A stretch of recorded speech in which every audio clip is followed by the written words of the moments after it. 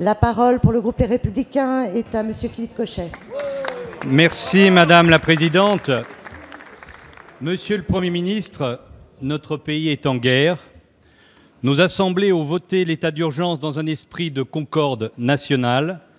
Dans ce contexte, la préfecture de police de Paris a interdit dimanche 29 novembre une manifestation. Vos discours martiaux et ceux du président de la République se succèdent, mais que constatons-nous? La manifestation interdite a eu lieu. Des voyous d'extrême gauche, cagoulés ou masqués, ont pu se réunir et infiltrer cette manifestation interdite alors que nous sommes en plein état d'urgence. Ces voyous, ces ennemis de la République, ont saccagé le mémorial improvisé situé en plein cœur de Paris, place de la République, alors que les obsèques des victimes des attentats ne sont pas encore terminées. L'abject a eu lieu. C'est un affront insupportable fait aux victimes et au peuple de France qui ne peuvent plus accepter que l'État soit défaillant. J'ai honte de ce qui s'est passé. J'ai honte en pensant aux victimes, en pensant à nos compatriotes profondément choqués par les attentats du 7 et 9 janvier, du 26 juin et du 13 novembre. 317 interpellations, 174 gardes à vue, dont 9 prolongées. Une fois de plus, la réaction a eu lieu, mais après. Gouverner, c'est prévoir. L'autorité ne se paye pas de mots, mais d'actes. Quand on est en guerre, on doit d'abord et surtout s'occuper de la protection des Français. Monsieur le Premier ministre, dans le contexte où nous sommes, comment pouvez-vous justifier cette faute grave de l'État? Merci. La parole est au ministre de l'Intérieur.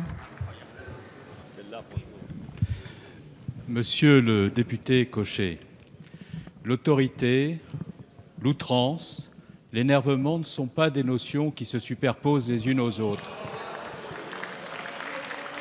L'autorité, c'est de prendre des décisions claires et de les assumer. Nous avons pris des décisions claires dans le cadre de l'état d'urgence.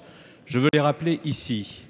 Nous avons interdit les manifestations et j'ai donné instruction au préfet, parce qu'il y a une grande conférence internationale qui a mobilisé depuis des mois la société civile, que l'on puisse, dans le cadre d'un dialogue avec les organisations non gouvernementales et les associations pacifistes, permettre non pas des manifestations, des déambulations, mais des rassemblements pacifiques. Il y en a eu 60 pendant le week-end, auxquels ont participé des militants d'organisations non gouvernementales et des militants écologistes pacifiques qui se sont bien passés. Et place de la République, il y a eu un rassemblement pacifique, il y a eu une chaîne humaine pacifique qui s'est bien passée. Et puis un groupe de casseurs, dans l'irrespect total de la mémoire de ceux qui ont perdu la vie à l'occasion des attentats, ont joué avec une extrême violence, un jeu qui doit être condamné avec la plus grande fermeté, que j'ai condamné avec la plus grande fermeté, et qui a conduit les forces de l'ordre, contrairement à ce que vous dites, à intervenir courageusement et immédiatement pour mettre hors d'état de nuire ces individus qui ont été, sous l'autorité du procureur de la République, placés en garde à vue. Et l'autorité de l'État, c'est dans le respect du droit et sous l'autorité des procureurs de la République de faire passer le droit. Ce n'est pas l'énervement, ce n'est pas l'outrance, ce n'est pas les accusations sans fondement qui ont présidé à votre question. Voilà ce qui s'est passé exactement. Et préalablement à cette manifestation, j'avais pris 26 assignations en résidence, non pas de militants écologistes, mais de casseurs. Nous avions pris toutes les précautions, nous avons été fermes et nous le demeurerons. Merci. Merci pour le groupe écologiste. La parole est à Paul Molac. Merci Madame la Présidente. Monsieur le Premier ministre, il y a 15 jours, ici même, à la quasi-unanimité de cette Assemblée, nous avons voté la prolongation et la modification des règles applicables à l'état d'urgence. Les attentats et la menace permanente qui pèsent sur notre pays le justifient pleinement pour arrêter les terroristes qui sont encore en liberté et démanteler les filières. Parmi les dispositions adoptées figurent des mesures destinées à protéger et garantir les libertés publiques, suppression des dispositions qui touchaient la liberté de la presse et la justice militaire, mais également principe du contrôle parlementaire régulier.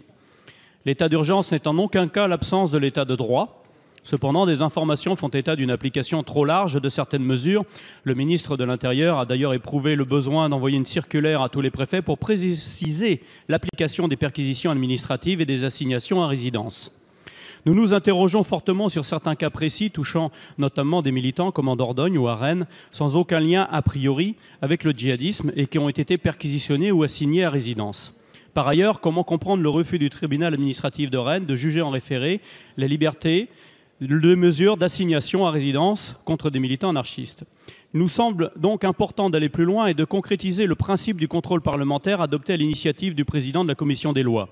Monsieur le Premier ministre, comment envisagez-vous ce contrôle parlementaire au niveau national, éventuellement par une commission spéciale, mais également au niveau local? Les préfets accepteraient-ils de réunir régulièrement les parlementaires de leur département pour faire état des mesures qu'ils ont prononcées? Ce contrôle est nécessaire pour préserver et l'efficacité des forces de sécurité et la confiance des Français dans le maintien des libertés individuelles et collectives. Je vous remercie. Merci. La parole est à Monsieur le ministre de l'Intérieur. Oui, monsieur le député Paul Molac, merci beaucoup de cette question et je veux en profiter pour dire des choses extrêmement précises sur la manière dont l'état d'urgence est mis en œuvre et contrôlé.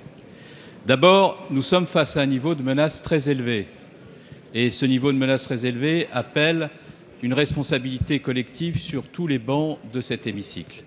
Cette menace très élevée implique que les forces de sécurité qui sont sous ma responsabilité, lorsqu'il y a notamment des manifestations, soient mobilisées exclusivement sur la lutte antiterroriste.